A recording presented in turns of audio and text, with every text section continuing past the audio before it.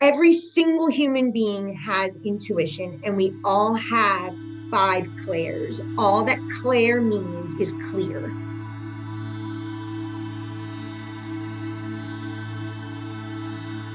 Claircognizance is clear knowing. Clairaudience is clear hearing. Clairvoyance is clear seeing. It's beyond the physical organ. Okay, so I'm just going to give you it's the senses. Cognizance is just a knowing, like a prophecy where someone just says gut feeling. I just know, right? There isn't an organ, it's the soul. Clairvoyance. I see people say the third eye. Really, the third eye is your heart, just so you know. We really see intuition with our heart, not here.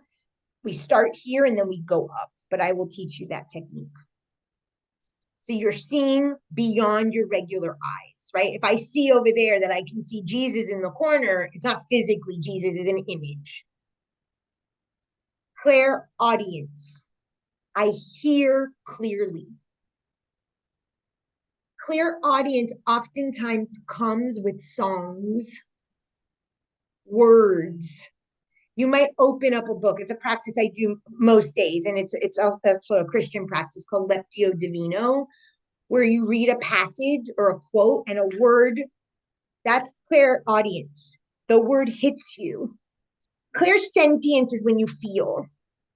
Now, this is a tricky thing because everything comes through the body, but like what you felt, the tickle on your left shoulder, that was a real, it felt like your partner was touching you, right? That's the difference, is that you feel like a feeling, like it's like sensation.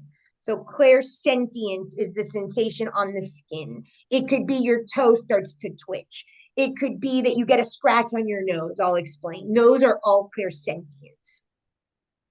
The other two, they tend to be specific when you're channeling someone who's crossed over, whether you know who they are or not, but it could be a family. Clairgustance, taste, and clairalience, smell. They tend to be together. So let's say you have a dead grandfather who wore a special cologne and you smell the cologne and you're like, oh, my grandfather's in the room, right? Or you have an aunt who passed over and her favorite flower was like lilac or jasmine and you smell the smell nowhere, like in the middle of, Macy's. She's there. So gustacents and aliens tend to be associated with people who have crossed over, preferred scents and tastes that they loved. They were big coffee drinkers. Our shamanic guides come through a lot with that too. Shamans love tobacco, coffee, beans, dirt. So when you smell that, it's usually, if it's not a dead person, it can be a spirit guide that's associated with the earth, the elementals, they're called fairies, gnomes, shamans that work in the earth.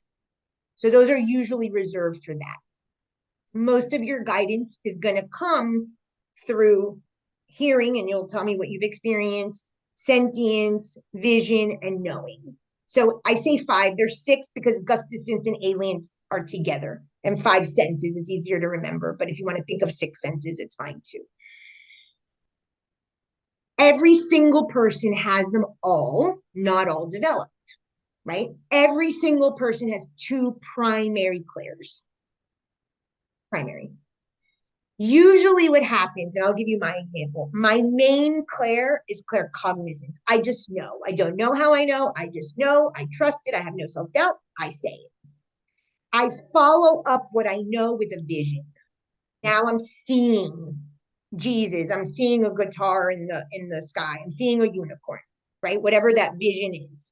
So it first comes in with your first clair, followed by your second clair. You often think that the strongest one is the second, but it's really the first one. It doesn't really matter. You're going to see that they work together, but I'm giving you my example as a distinction. And that doesn't matter, but it's for you to understand your own spiritual anatomy.